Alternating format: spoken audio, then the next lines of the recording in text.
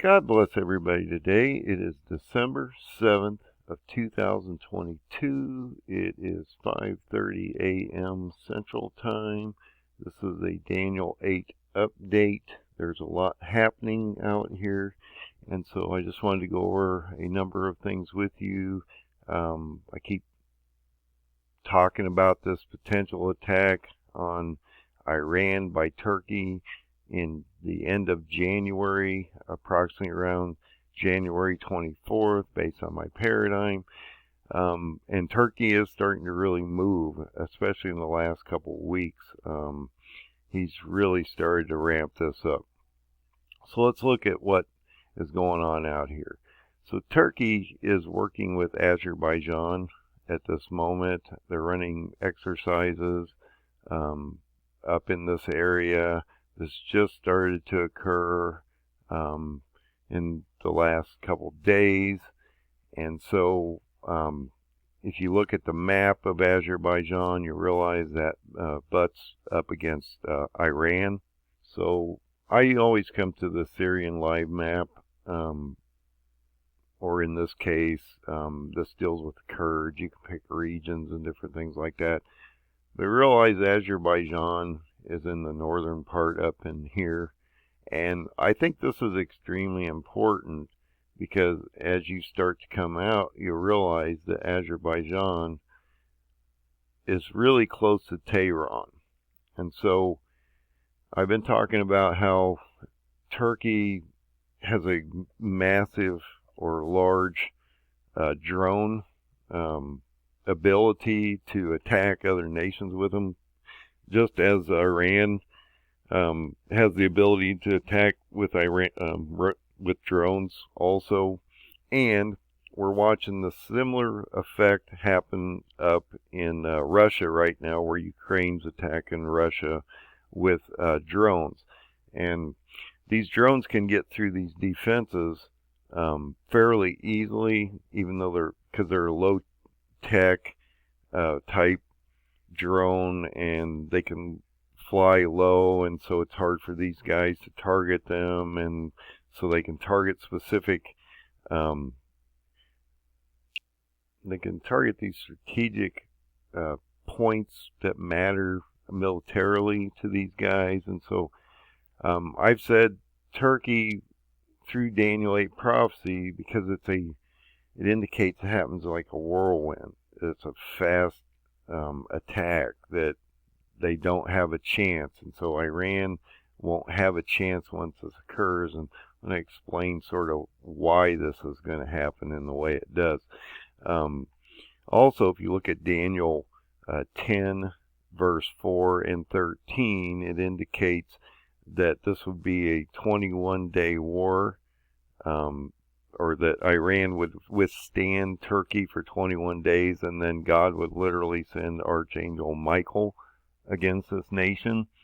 So this would be like a whirlwind, as Daniel 8 says. It would be a quick defeat of these nations. And so we want to watch Erbil. Erbil's the capital city, regional capital city, that would fall first, I believe, as this collapses down.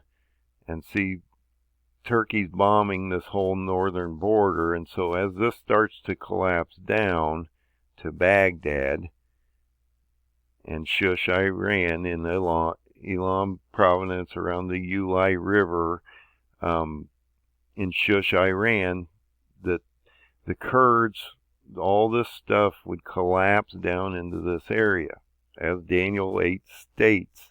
I'm not telling you something that you shouldn't be able to find in the Bible here. Now, if you go into Daniel 8, a lot of people think this is just a history lesson and that it really isn't going to affect them today. But if you actually go out and look at that, you realize that this is a latter-day event and that will affect us greatly as we move forward here.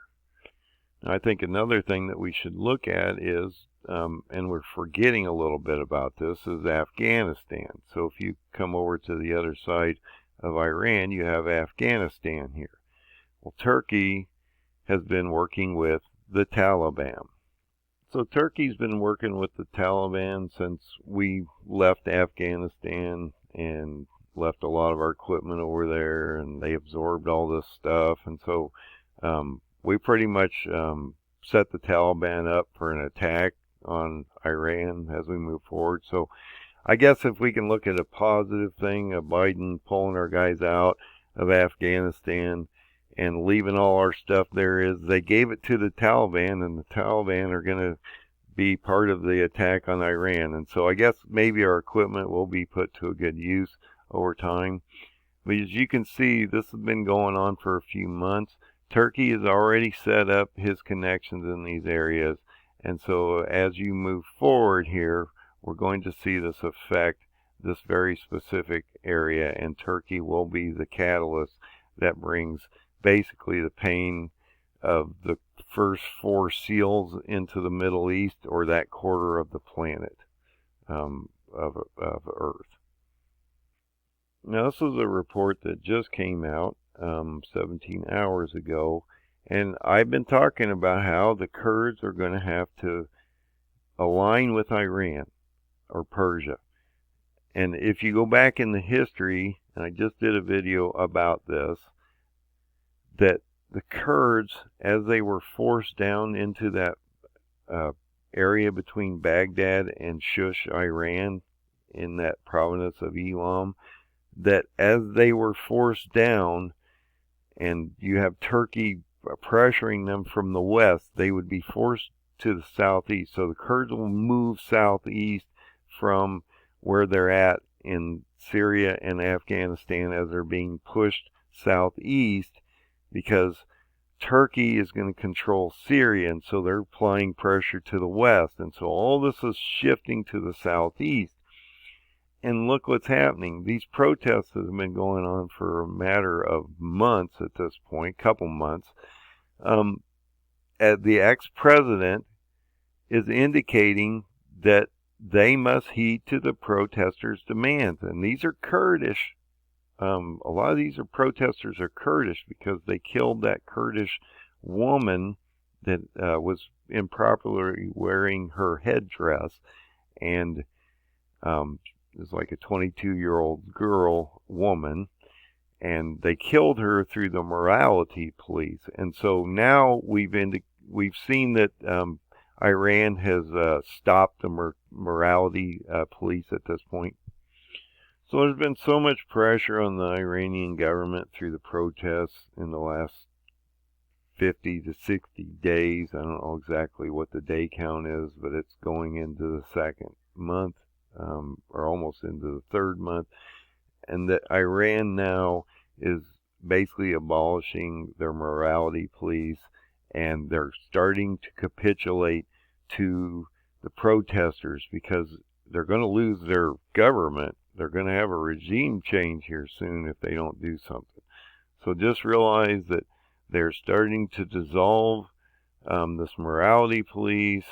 The protesters are starting to gain some traction here, and Iran is going to have to capitulate through its government and concede to the Kurds. And this is what I mean. Somehow this alignment of Daniel 8, it clearly says the Medes or the Kurds join or align with Iran, and then we would see Turkey crush them. And so we need to figure out how this alignment happens.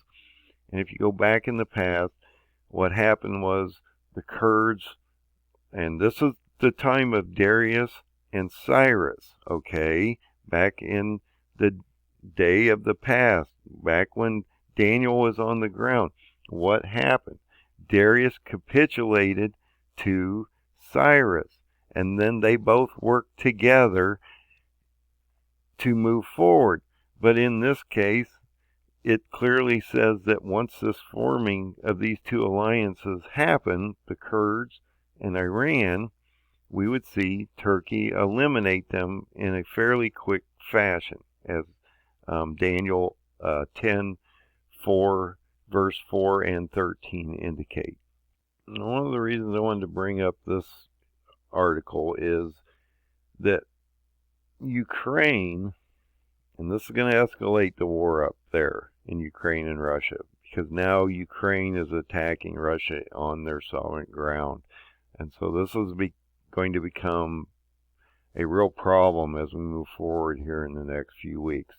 So what has happened here is Ukraine has taken old-style drones,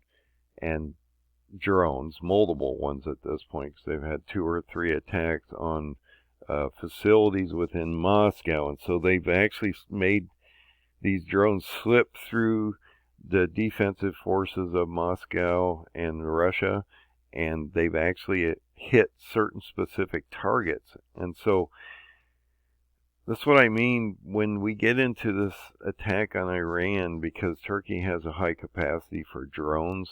They're going to launch multiple locations of drones, Air Force and land, and possibly even sea attack from the Caspian Sea onto this area called Iran, and this is going to fall quickly as they're being hit by multiple different directions at the same time, as they're surrounded by 3 different areas, to the west, to the north, and to the east of Iran. Iran will fall quickly, and as you can see based on that map, that Tehran is not in a very good position as it's squeezed between Afghanistan, Azerbaijan, and you have Iraq and Syria over here, and actually Turkey controls a lot of these Turkistan type nations up here too. And so basically Iran is really pretty much in a position to where they're really going to be applied pressure. And with all these protests going off in the country, can you imagine the pressure on the Iranian government at this very moment to come up with solutions on how they're going to deal with all this? So let's go look at the paradigm real quick, because I want to be able to show you where this is in the paradigm, and I don't want to make this too long a video. So if you go to endofdayssurvival.com, this is the front page. If you're on the phone app, you got to scan down a little bit because there's a white section. I can't seem to get rid of it. So scan down, or move down the page just a little, and this will come up. And then you want to go down to the 4th PDF file here. I've just updated this recently, and when you click on this, it'll bring up this chart. So this chart will come up, and you'll notice that if you go into the chart, we're about right here at this moment. So I'm going to bring this up so you can see it. Let's zoom in a little bit so you can see the chart. And if you look at this chart, you realize that I'm concerned about this January 24th through February 14th, 2023 dates, because in Daniel 10, chapter 10, verse 4 and 13, it indicates that we would have an attack on Iran, that this would occur through Turkey. It would last 21 days. Iran would withstand them, and then God would literally send the Archangel Michael against this country and destroy both these nations, as it indicates in Daniel 8. So in January 24th, and I give you the verses here so you can see them. I always give you the verses. There are verses attached to most of this stuff. That we would see this 21-day attack, and that we would then see Turkey come over, crush them, and this would end the Daniel 8 prophecy. This would then give Erdogan the ability to reform the new caliphate and rebuild this new Neo-Ottoman Empire that he's been indicating for 15 years that he wants to do by the end of 23, and so I think that's extremely important also. Now I just wanted to come into Daniel 10 real quick so you can see these verses.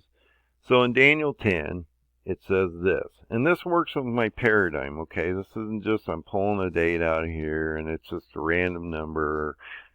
It works with the Gregorian calendar in this case, because all of the kings are related to modern day.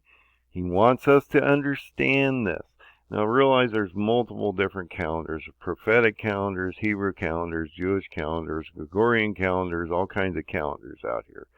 This one is based off the Gregorian calendar because he wants us to understand the time that we're in. Okay? So when you look at this, he says in the 4th and 20th day of the first month. Now this is where I get the January 24th date. And that he would be down by the Tigris River. Okay, well, if you go to the Tigris River, I've indicated that is down around Shush, Iran. That's where it ends. So if you look at this map, you're going to realize that the Tigris River runs down to about here. It runs up and through this area to here. This is the same area that Daniel 8 is talking about them being at when we see this destruction of these two nations. So he's linking all these different things to a specific area.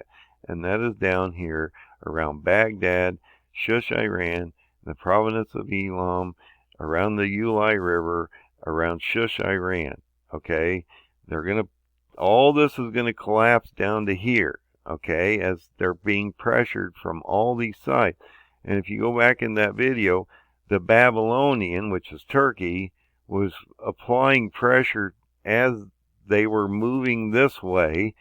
All this was sliding down into this area, and we're going to see that capitulation from Iran where they're going to allow the Kurds to join. And this is going to end up badly.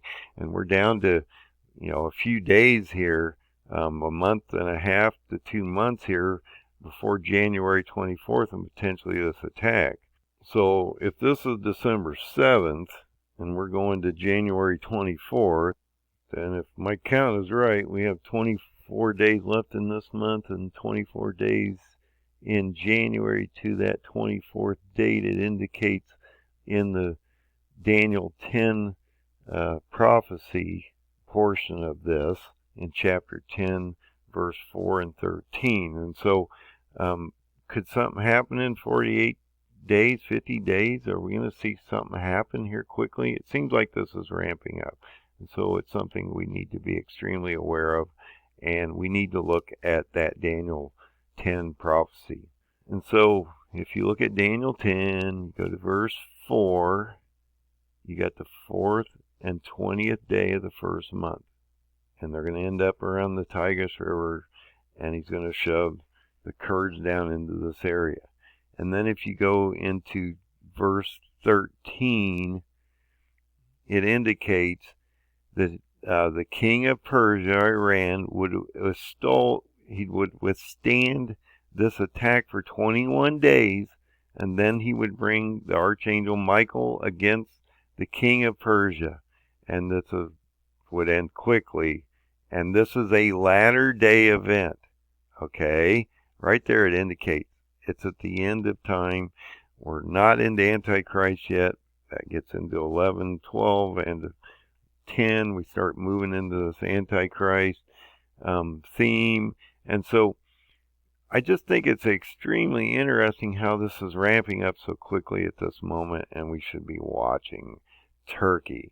Everybody's watching Ukraine, China, all these different things, all these distractions, all this white noise, when we really should be watching Erdogan and how he's going to reform this Ottoman Empire in less than a year.